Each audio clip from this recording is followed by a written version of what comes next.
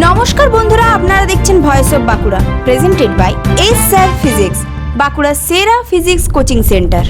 সাধারণ মানুষের অ্যাকাউন্টে ন্যূনতম ব্যালেন্স না থাকলেই কাটা যাচ্ছে টাকা, অথচ কর্পোরেট ঋণে হাজার হাজার কোটি টাকার ছাড়। সংসদে প্রকাশ্যে এলো এমনই এক তথ্য, যা ঘিরে নতুন করে তীব্র রাজনৈতিক বিতর্ক। সংসদে অর্থমন্ত্রকের তথ্য, ৬,০১৫ লক্ষ কোটি টাকারও বেশি ঋণ হিসেবে খাতা থেকে মুছে ফেলেছে দেশের রাষ্ট্রায়ত্ত ব্যাংকগুলি। গত ৫ বছরে রাষ্ট্রায়ত্ত ব্যাংকগুলিতে রাইট অফ করা হয়েছে ৬,১৫,০০০ কোটি টাকারও বেশি ঋণ, যার বড় অংশই বড় কর্পোরেট ও ধনী ব্যবসায়ীদের ঋণ। একদিকে সাধারণ মানুষের অ্যাকাউন্টে ন্যূনতম ব্যালেন্স না থাকায় জরিমানা কেটে নেওয়া হচ্ছে প্রায় ৯,০০০ কোটি টাকা, অন্যদিকে কর্পোরেট ঋণে উদার ছাড়।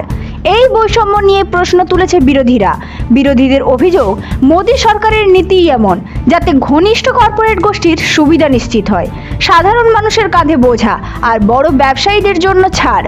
রিজার্ভ ব্যাংকের তথ্য অনুযায়ী গত ৫ অর্থবর্ষ ও চলতি অর্থবর্ষে ৩০শে সেপ্টেম্বর পর্যন্ত রাষ্ট্রায়ত্ত ব্যাংকগুলির ঋণ রাইট অফের অঙ্ক ছুঁয়েছে ৬,০১৫ লক্ষ কোটি টাকা। তবে অর্থমন্ত্রকের যুক্তি ভিন্ন। রাষ্ট্রমন্ত্রী পঙ্কজ চৌধুরীর দাবি, রাইট অফ মানেই ঋণ মুকুব নয়, এই টাকা আদায়ের চেষ্টা চলবে। মামলা ট্রাইব্যুনাল আইনগত সব পথে, কিন্তু বাস্তব চিত্র কি বলছে? গত ৫ বছরে রাইট অফ হওয়ার ঋণের বিপরীতে উদ্ধার করা গিয়েছে মাত্র ১,৩৩,০০০ কোটি টাকা, অর্থাৎ বিপুল অঙ্কের টাকা এখনো বাকি। এর পাশাপাশি কেন্দ্র জানিয়েছে, গত ৪.৫ বছরে ৫,৮৩,০০০-এর বেশি ব্যাংক জালিয়াতির মামলা দায়ের হয়েছে। মোট আর্থিক ক্ষতি প্রায় ৩,৫৮৮ কোটি টাকা, উদ্ধার মাত্র ২৩৮ কোটি।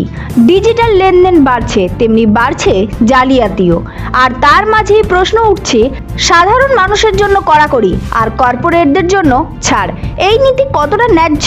৬,১৫,০০০ কোটি টাকার ঋণ রাইট অফ, এই অঙ্ক শুধু সংখ্যা নয়, এ এক গভীর অর্থনৈতিক ও রাজনৈতিক প্রশ্ন। এই ধরনের গুরুত্বপূর্ণ খবর সবার আগে পেতে আমাদের চ্যানেলটি সাবস্ক্রাইব করুন আর ভিডিওটি শেয়ার করতে ভুলবেন না। আপনার মতামত কমেন্টে জানান আর লাইক শেয়ার করে ভয়েস অফ বাঁকুড়ার পাশে থাকুন।